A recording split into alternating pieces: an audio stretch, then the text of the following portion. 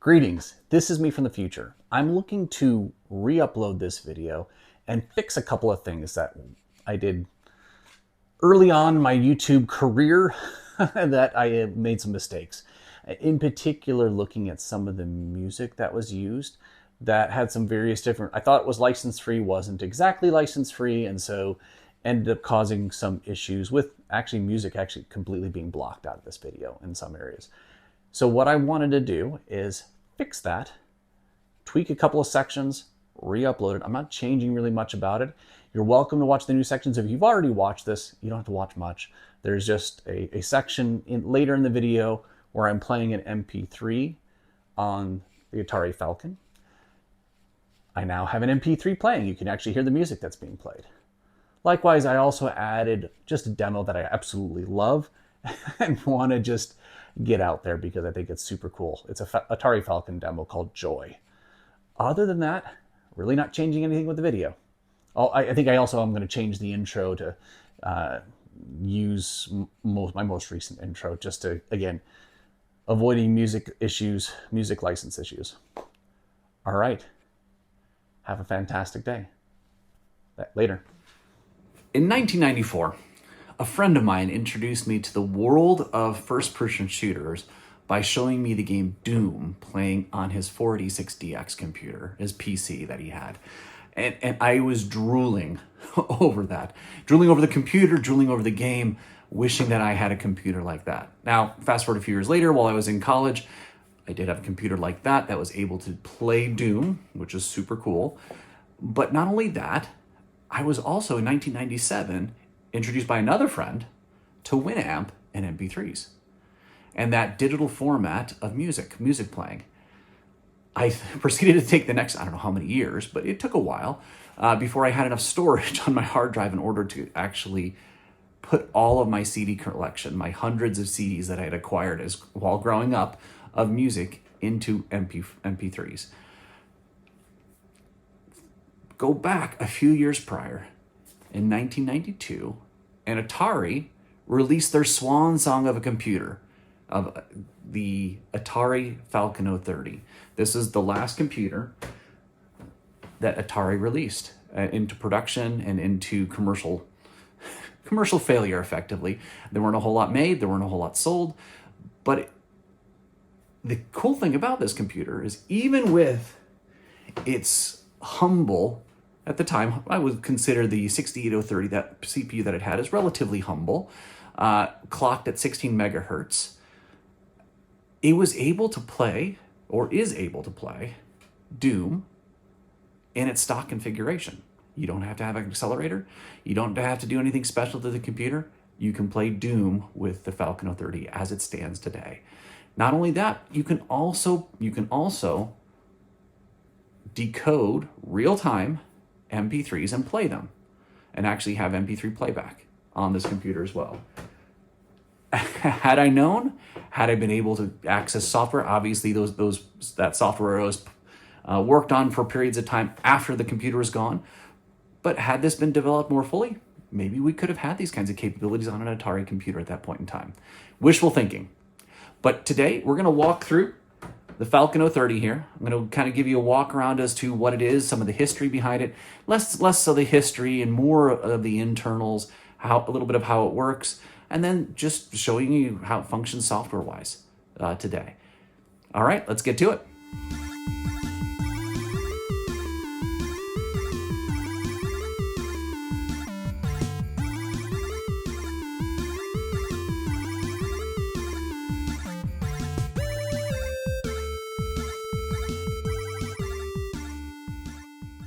If you've watched more than a couple of my previous videos, you'll know that I'm an Atarian, with my first computer experiences being an Atari 8-bit computer, or Atari 8-bit computers with my friends, and a little bit later, my own computer of an Atari 520 ST. Now, I grew up with those during the time, and I grew up in the United States. My family and those around my family switched over to PCs in the late 80s, early 90s, and so we kind of left the Atari and any other computer scene behind at that point in time. And so I was completely unaware of the Atari computers after the Mega ST. I was aware that there was kind of a desktop Atari ST computer, like a, kind of an office desktop style computer, but beyond that, really nothing else. Right? I didn't know about what an STE or a TT, Atari STE or Atari TT, or even the Atari Falcon were. No idea. Didn't even know they existed up until about 10 years ago. But I've since then learned about these other computers, really love playing around with them, and obviously this is kind of my holy grail computer, and I'm just delighted that I've been able to find one. And no, I didn't find it at the pricing that you see today. I was lucky I got into this a little bit earlier, and so this is not quite at the crazy pricing levels that you see today. Let's do a quick walk around on this Falcon here, and we'll just kind of take a look at the outside and then the inside. All right, as you can see, from a cosmetic standpoint, this looks a lot like the STFs or STEs. Slightly different color casing, obviously different color keyboard. I think that gives it some of its charm and actually distinguishes it versus the other Atari STs. And then you have the label here, the rainbow label of the Falcon 030. As simple as that, if you took that out of the equation and looked at it from the outside, you could easily confuse this for an Atari STE or STF even. Let's just rotate around it. On this side, you see the floppy disk drive. And this is an HD, a 1.44 megabyte floppy disk drive. So, and as you can see, the cutout is no longer the form-fitting Atari style, but you have a more of a square rectangular. So you can actually use standard floppy drives in this guy. On the back side, this is where things are a bit different. The far left-hand side, you have your digital signal processor, the DSP. You have a headphone and microphone jack on the outside. We're into the multimedia era at this point. You have a SCSI port. So you're actually able to access SCSI hard drives, SCSI zip drives, SCSI CD-ROMs. It's actually pretty cool. I actually have a SCSI CD-ROM that I hook into there. You have a monitor port. This is VGA compatible. That said, this will output 640 by 480, 256 colors just fine. It can actually output more colors, higher resolution if you overclock the video processor inside the video chip. But this, you just need to get a simple adapter to a VGA, a standard VGA cable. This is just a different form factor. RF modulator out. You have your printer port, LPT port. You have your COM port. You have a LAN port over here. I've never seen anything using that at all on this side. Your power connector as well, kettle pounder connector. Reset and power switch as you would see normally. On this side, this looks just like an STE. You have your MIDI in and out and in rather. You have your cartridge port, and then you have the JAG controller ports over here. There's some software that uses it, not a lot. And there you go. That's the externals of this Atari Falcon. We'll dig on the inside next. Now I've taken out the screws that fit into this guy, and we'll just open this puppy up. Take a look at the inside here. This keyboard, like I said, is fully interchangeable with the Atari 1040 STs. So if you break your Falcon keyboard, you could put an Atari ST keyboard, STF keyboard that is.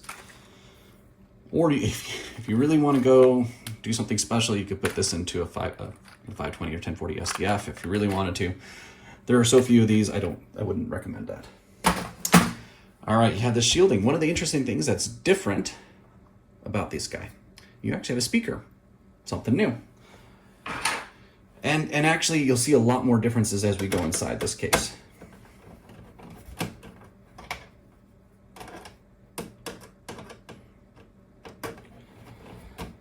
The shielding has changed, but these Atari STs have a lot of this shielding on them still.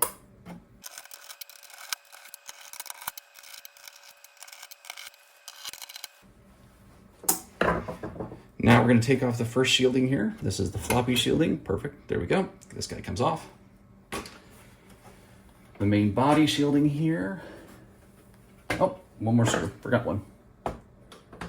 There are a lot of these little screws here.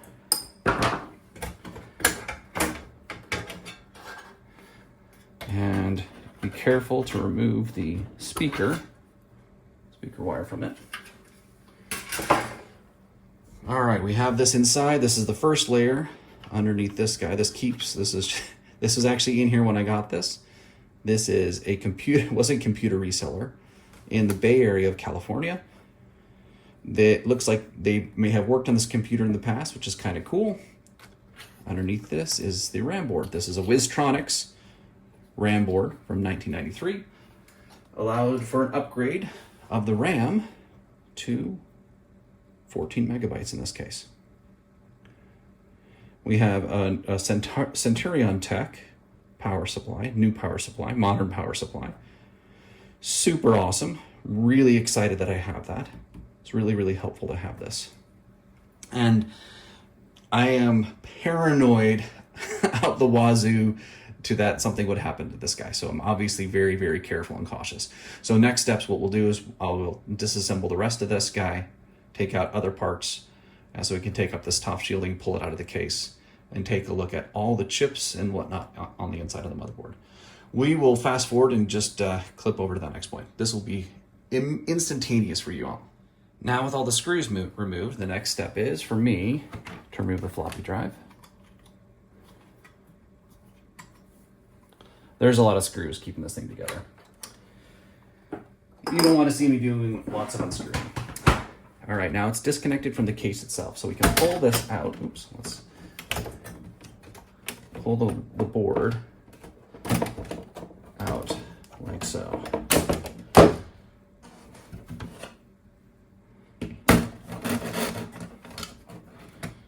You can see that there. You kind of have to do this in order to get the shielding off properly, because it's kind of locked in place by the power supply in particular. So next thing we do is we just pull the power supply out.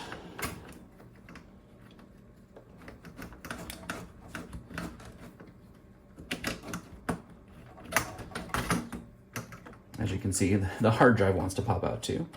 Now that's disconnected, but we'll remove this guy first. Power supply off to the side. We have the hard drive here as well, the bracket. We're just gonna fold this guy back. Actually, we can remove the ID cable from there. Cannot do that with a floppy drive. And then we'll pull the shielding off, this top layer shielding. To be fair, this is not how I typically use my Falcon 030. I wanted to put it back into 100% stock mode for this video so you guys could see it, how it looked when I got it, and how it came about. All right, so this is complete stock mode. Oh, still have to remove, of course, there's a couple more screws over on this side.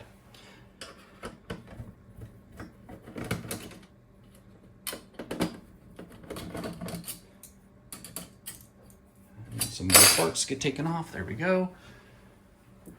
And now we can pop this off. Now you can see, with all the shielding off, what this motherboard looks like. All right, let's pop off the RAM expansion. Or actually, this is the RAM in general. What it has is it has a 16 megabyte SIM in there. It only uses 14 megabytes. I'm not sure exactly why that is the case, why it can't use all 16. But this is from 1993. This is original to this computer. At least original to when I got it. So brand new. Very awesome. Now down here, what we have is we have the ROM. This is the TOS 1 or 4.04 ROM here from 1992 in this case. Here are the headers for the RAM expansion. Over here, this is something that's, I mean, relatively new to the home or the desk, the wedge-shaped computers, right? You didn't have anything like this in either this STF or the STE here. This allows you to relatively easily slot in some sort of an upgrade into this computer. Not necessarily RAM upgrade, but CPU upgrades or even PC upgrades, so PC cards. There were a number of upgrades that looking through old Start magazines where you could actually put a card with a 386 SX or DX onto this. Up to it, even 486 was advertised. Now, whether or not anyone ever bought them or they were ever sold is another thing, but that was potentially possible. Down here, you have your 68030 CPU processor here. Here, you have the FPU socket that you can pop an FPU in. I don't have one in there at the moment. Moving over here, we have, right here is the DSP chip. Let's zoom in a little bit on this guy. This is one of the powerhouses of this computer, really. This chip specifically is one of the ones that actually enables Doom to play on this computer. In addition to that, it also allows for you to decode MP3s. This is leveraged pretty heavily by a lot of the software that's been developed for the Falcon 30 over time. All right. Now, we have over here, this is the Combel chip, this guy. And this consists of the glue as well as the blitter chips. The blitter is for backwards compatibility. Actually, when you start looking at more of the advanced software, it's not used nearly as much. Right here, the heat-sinked guy right here, this is the Videl chip. This is the video chip that's used for the Falcon. This chip is actually really, really cool because it can actually be overclocked relatively easily. Actually, you plug in a specific port or a specific plug into the socket back here, and you can actually provide a signal in with a faster clock speed that will then overclock this, allowing for higher resolutions, greater color depth, etc. And so you can actually unlock some pretty cool things. There's software called Blow Up that allows you to do that. But it does need to be combined with something that actually overclocks the chip, something physical that provides that faster signal to this Videl chip. Over here you have the DMA chip that provides the direct memory access. Let's see what else we got over here. There's power port, IE port, RF modulator right there. There's a few other things that have been done to this board specifically that I put together. So this is a clock mod that has been done to just provide some more stability to this computer, specifically with regards to sound output. Oftentimes, again, these computers, you'll actually see this in the motherboard as well as even with the power supply. You see all that kind of bodging that's been done with these capacitors on this end, these little ceramic caps. These are basically prototype boards. They were done in such small volumes that they were putting in fixes all the time, all across throughout the board. And so you have that, you can actually see it on the power supply. The original power supply had these little capacitors on the inputs. Kind of funny. But this clock mod, this helps to actually eliminate some popping, some noise that may come out from the audio output specifically, as well as I think there's also some issues that can happen from data transfer that can be corrupted if the clocks get off a little bit. Lastly here, this is just a simple replacement mod. It had originally had a small, like a little short height Dallas chip there that stored the settings for basically the BIOS settings for the Atari Falcon. This is just a modern replacement with an easily replaceable battery here, so that we can keep those settings in place and not have to worry, and also keep the clock, keep time going on this computer. Another simple mod, the original fan in here was breaking down, the bearings were breaking down. It was really, really noisy. I simply replaced it with a Noctua fan. It provides a lot more airflow and is a heck of a lot quieter, which is very nice here. All right, that's pretty much this computer here. That's the internals of the Atari Falcon. This is, as you see, there aren't a lot of surface mount caps. Luckily, you don't have to worry necessarily. You've got the electrolytics in various different locations, the radial electrolytics, but lucky for the Atari Falcon owners, they don't suffer necessarily from the same disease as what you'll see with the Amigas of a similar era, because they don't have those surface mount caps. Again, what's really nice is that there is actually a decent sized community, a relatively robust community that works on these computers and tries to keep them running as much as they possibly can. So things like this clock patch rather, and the various different BIOS chip as well that's being developed for these boards and maintained. It's really helpful to have that. Now, in addition to that, in the late 1990s, actually early 2000s, not late 1990s, early 2000s, a enterprising individual decided they wanted to keep their Falcon more, or modernize their Falcon to some extent, and they developed what's called the CT60, at least initially. The CT60 was intended to put a 68060 into the Atari Falcon. This evolved eventually into CT63 over time, and this is the latest incarnation of this, the CT63. As you can see, CenturionTech.eu. These guys are actually doing some great work. Again, keeping these things alive as much as they possibly can. These are hobbyists, to some extent retail, but mostly really hobbyists that are putting these things together.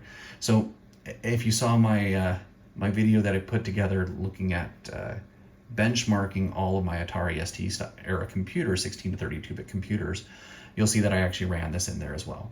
So this is, again, my CT63.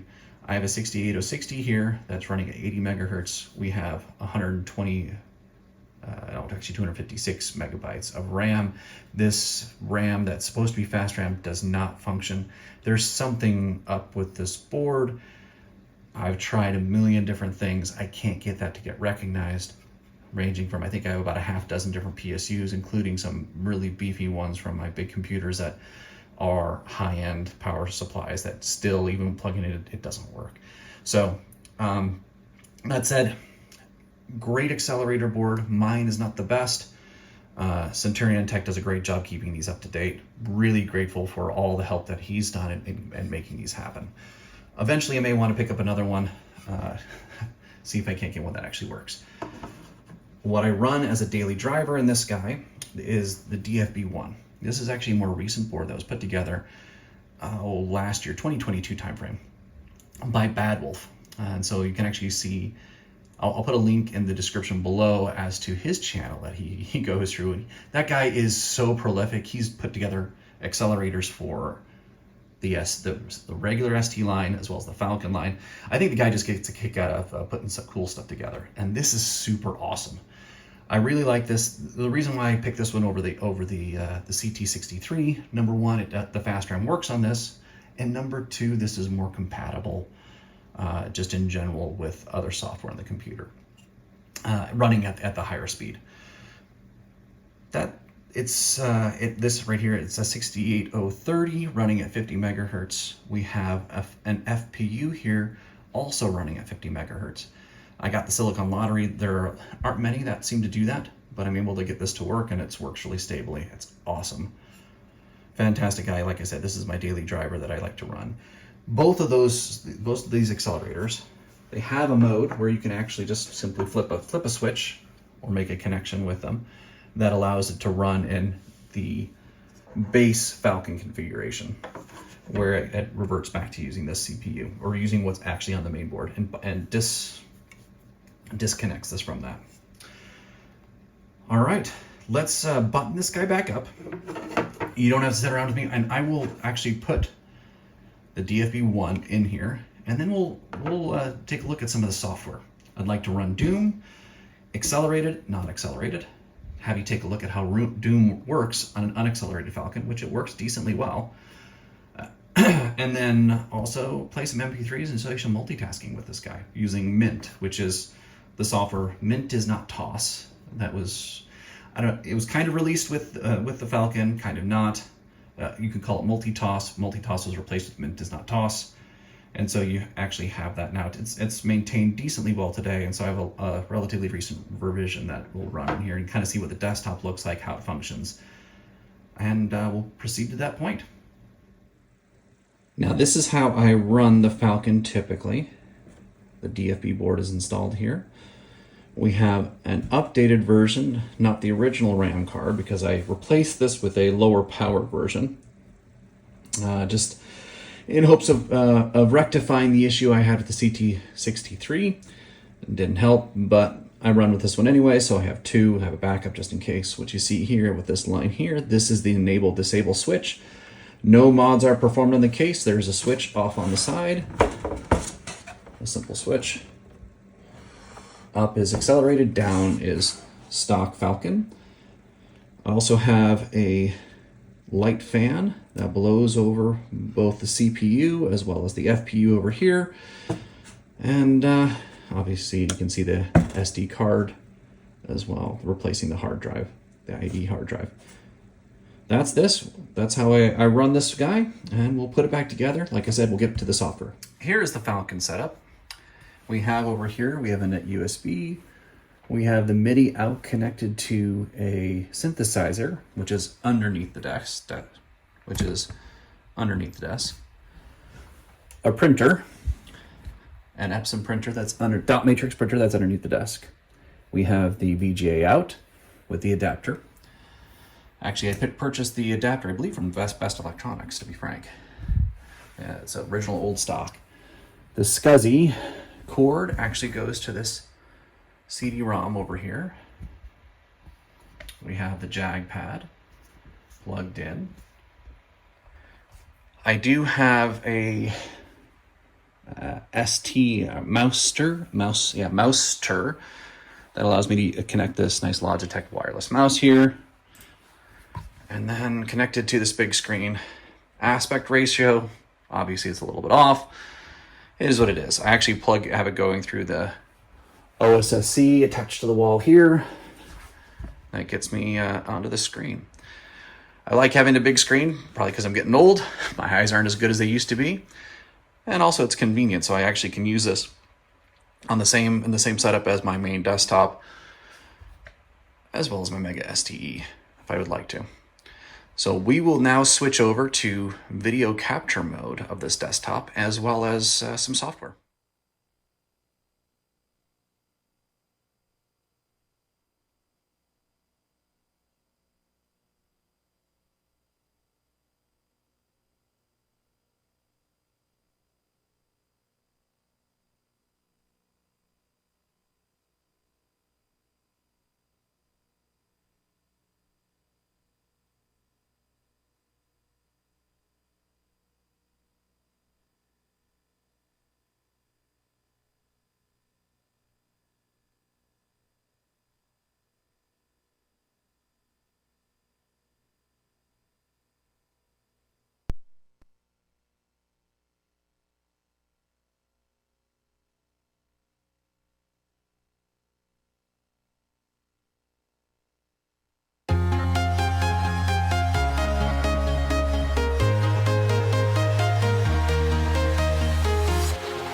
Walking alone, the streets are empty.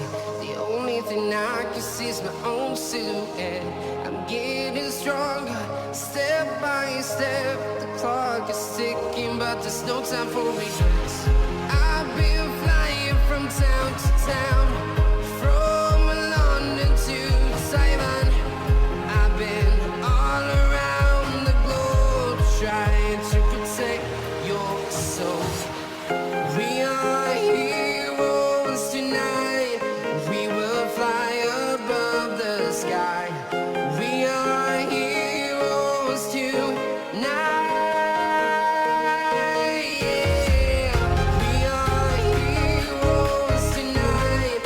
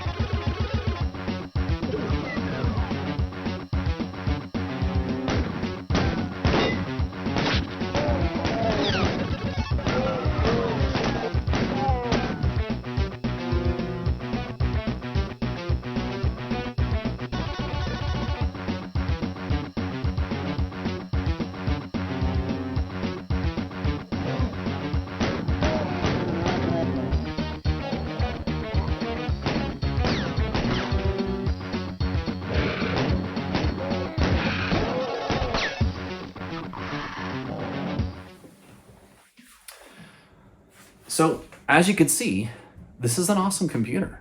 It was capable of quite a bit, and is capable still of quite a bit, especially in comparison to its contemporaries at the time.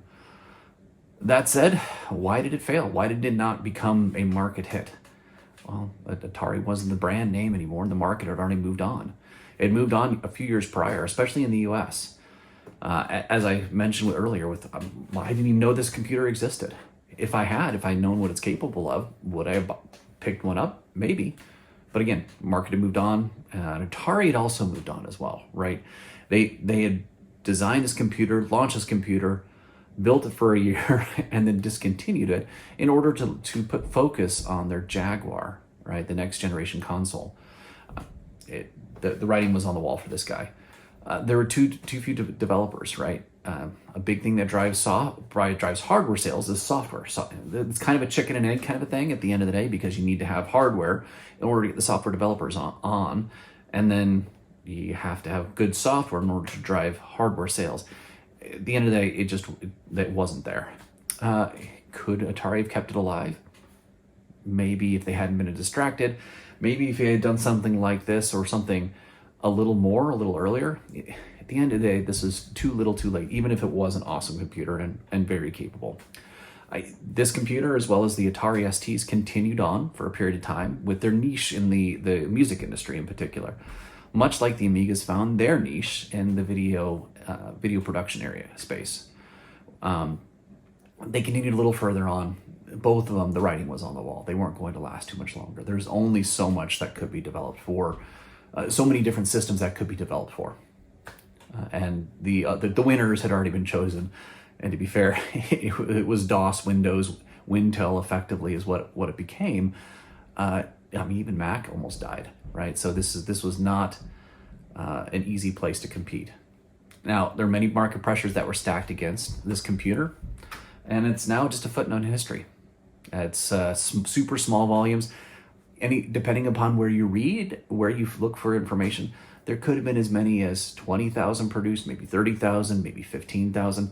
I don't know exactly how many were produced, but there weren't very many. It's very, very small amounts. And if you take a look at what's available in the market today, globally on eBay, eBay being not the perfect place, but globally on eBay, you find 2, 3 for sale at any given point in time. And right now they're listed at a price that is just kind of staggering. Even more than most Macintosh laptops or even some of the desktops even, right? So this guy is a high value product. It's very sought after. There aren't many in the marketplace. Don't get me wrong, I'm 100% a fan of the Ataris. I'm an Atarian myself. The 1980s and 1990s, they're littered with the deaths of various different failed computer platforms, right? And that's the same way with any industry. When you start a brand new industry, it's the same with aviation, it's the same in other places. There were many different aircraft manufacturers for a period of time, but at a certain point, the market can only sustain so many. And right now, if you look at the aviation industry for large aircraft, there's 2.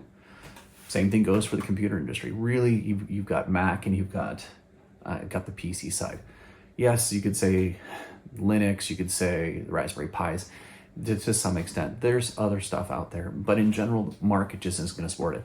But when that first industry starts, you see this really cool, interesting, lively time. The 1980s and 1990s, super amazing, super cool time. And fortunately, there were winners, and unfortunately, there were losers. And this platform was one of those losers. It's very much the Wild West, or economic Darwinism at play in this case. But thank you for watching, and really appreciate you coming in and taking a look at the Hail Mary of the Atari company for their last swan song in the computing industry, the Atari Falcon 30. Have a fantastic day. Thanks for watching. Please like and subscribe if you liked it, and if you want to subscribe, please do so. If you didn't like it, say no, downvote it, put it in the comments below, let me know. Appreciate it greatly. Like I said, have a great day. Bye-bye.